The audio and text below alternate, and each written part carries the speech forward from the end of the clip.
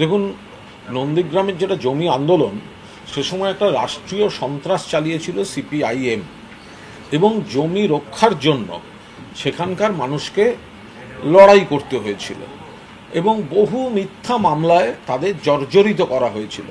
একদিকে সন্ত্রাস, সিপিএমের হারমাদদের সন্ত্রাস, আর অন্যদিকে যেই পুলিশ দিয়ে মিথ্যা মামলা দেয়া, হয়রানি করা, এগুলো নন্দীগ্রামের মানুষের উপর দীর্ঘদিন ধরে এই অত্যাচার চলেছে।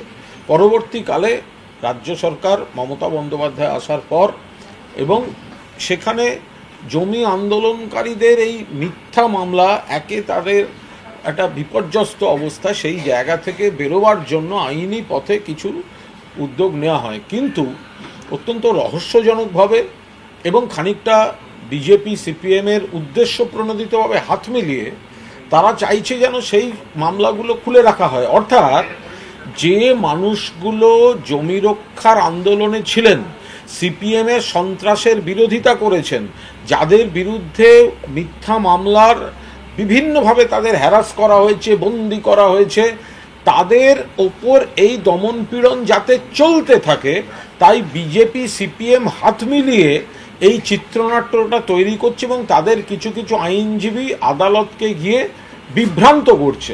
আমাদের বিচার ব্যবস্থার উপর আস্থা আছে, কিন্তু এটাও দেখতে হবে যে এই গণ আন্দোলনে যারা ছিলেন, জমি বাঁচানোর আন্দোলনে যারা ছিলেন, তাদের আবার নতুন করে যে হয়রানি, তাদের মিথ্যা মামলা দিয়ে যে ভোগান্তি করা, তো সেইগুলোর তো অবসান হওয়া উচিত।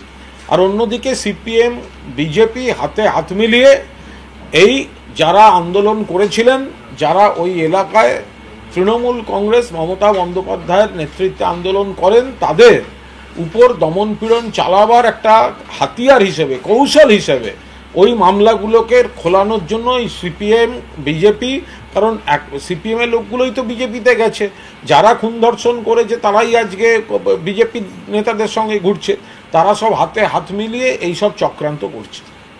দক্ষিণ 24 পরগনার বজবজে দুদিন আগে আমরা দেখেছি যে বোমাগুলির লড়াই দুই সিন্ডিকেটের মধ্যে।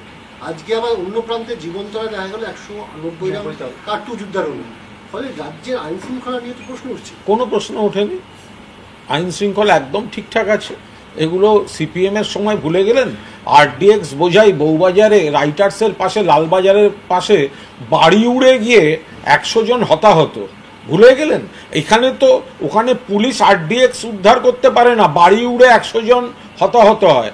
আর এখানে পুলিশ খবর পেলে উদ্ধার করে, অস্ত্র উদ্ধার করে, দুষ্কৃতীকে ধরে। অনেক তফাৎ। বাম জমানায় ক্রিমিনাল ধরতে গেলে ডিসি পোর্ট বিনোদ মেহতাকে কুপিয়ে খুন করা হয়েছিল, আগুন লাগিয়ে দিয়ে টুকরো টুকরো করে কাটা হয়েছিল। বাম জমানায় ক্রিমিনালদের ধরতে গেলে ওসি তিলজলাকে প্রকাশ্য দিবালোকে খুন করা হয়েছিল। আর এখন আমরা অনেক ভালো আছি, কোথাও কিছু সমাজবিরোধী কার্যকলাপ হলে পুলিশ ধরছে, কার্তুজ উদ্ধার হয়েছে, এটাও তো পজিটিভ। কোনো অশুভ শক্তি সেটা ঢোকাতে চেয়েছে, আর সেগুলো পুলিশ ইন্টারসেপ্ট করছে, ধরছে, ব্যবস্থা নিচ্ছে, হচ্ছে। তো বললে এই যে বন্দুক উদ্ধার হচ্ছে বা গুলি উদ্ধার হচ্ছে, এগুলোই তো দুষ্কৃতীদের হাতে যাচ্ছে। আপনার মনে থাকবে যে কিছুদিন আগে এই জীবনতলাতেই একটা ইউপি গ্যাং ধরা পড়েছিল, এটাও পুলিশ ধরেছিল। হচ্ছে তো, দুদিক দিয়ে সমস্যা হচ্ছে। একদিকে হচ্ছে পূর্ব সীমান্ত, বাংলাদেশ সীমান্ত বিএসএফ ফেল করছে বলে ওখান থেকে 2-4টে লোক ঢুকে আসছে, খারাপ লোক, ওটা তো বিএসএফের দায়িত্ব। আবার কখনো দেখা যাচ্ছে ইউপি বা বিহার এদিক থেকে কিছু সশস্ত্র দুষ্কৃতী এখানে ঢুকছে পশ্চিমবঙ্গকে বদনাম করার জন্য। ফলে একদিকে যেমন বিএসএফ ফেল করছে, অন্যদিকে সেন্ট্রাল আইবিও ফেল করছে। এই যে অন্য রাজ্যে দুষ্কৃতী ঢোকা বা অন্য জায়গা থেকে দুষ্কৃতী ঢোকা, এটা তো মনিটর করার কথা সেন্ট্রাল আইবি। তাদের তো উচিত পুলিশের সঙ্গে কমিউনিকেট করা, তারা সেটা করছে না। সেই জায়গা থেকে পুলিশ তা সত্ত্বেও কাজ করছে। অন্য রাজ্য থেকে অস্ত্র আসছে, সেগুলোকে ধরছে, অন্য রাজ্য থেকে ক্রিমিনাল আসছে, ধরছে। আপনারা দেখবেন পুলিশের কত বড় সাফল্য, সারা ভারতকে জ্বালিয়ে মারে এই জামতাড়া গ্যাং। মোবাইলে আপনাদের নানা রকমভাবে ফ্রড করা, এই করা, হ্যাক করা, এইসব। আমাদের রাজ্য পুলিশ 15 দিন তল্লাশি করে প্রায় 46 জন প্রতারক, যারা এই জামতাড়া গ্যাং নিয়ে কাজ করছে, আপনার আমার মোবাইলে ঢুকে যায়, ব্যাংক অ্যাকাউন্ট হ্যাক করে, তাদেরকে অ্যারেস্ট করেছে। পুলিশ ভালো কাজ করছে। কেন বলছি, আপনি জামতাড়া গ্যাংয়ের কথা বললেন, আজকে মানে প্রায় 5 বছর আগেও এই যে রোমানিয়ান গ্যাং যারা এটিএম জালিয়াতিতে কাজ করছে, আজকে 2 জায়গায় লুট করেছে, মানে টাকা পয়সা এটিএম আজ ফ্রড হচ্ছে। এর সঙ্গে মানে রাজনীতি বা সাধারণ আইন শৃঙ্খলার কোনো মানে সম্পর্ক নেই। কিছু খারাপ লোক, দুষ্কৃতী, সমাজবিরোধী সময়ের সঙ্গে সঙ্গে তাদের অপরাধের ধরনও বদলায়, পুলিশও সেইভাবে ব্যবস্থা নিচ্ছে। কোনো খারাপ কাজ করেছে পুলিশ প্রশাসন দেখছে, এরা কেউ ছাড় পাবে না, যারা করেছে তারা সবই ধরা পড়বে।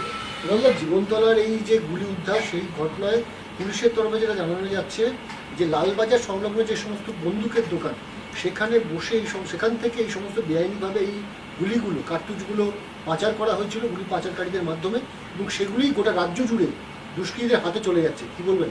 পুলিশ তো ভালো কাজ করছে। যদি কোথাও কোনো বেআইনি অস্ত্র পাওয়া যায় তাহলে তার সূত্র ধরেই তো কোথা থেকে হচ্ছে, কারা কাজ করছে, আইনি কাজ যারা করছে তাদের আবার কোনো জায়গা থেকে বেরিয়ে বেআইনি কাজের চক্র কোনো সাহায্য পাচ্ছে কিনা, এগুলো পুলিশ তো পয়েন্ট আউট করছে। তো ভালো কাজ করছে পুলিশ। কোথাও একটা খারাপ কিছু দেখলে বা ধরলে সেটা সূত্র ধরে সেই পুরো চেইনটাকে ট্র্যাক করে তো পুলিশ তো সেগুলো ধরছে, এই চক্রটা কারা আছে, কিভাবে আছে, পুলিশ ভালো কাজ করছে।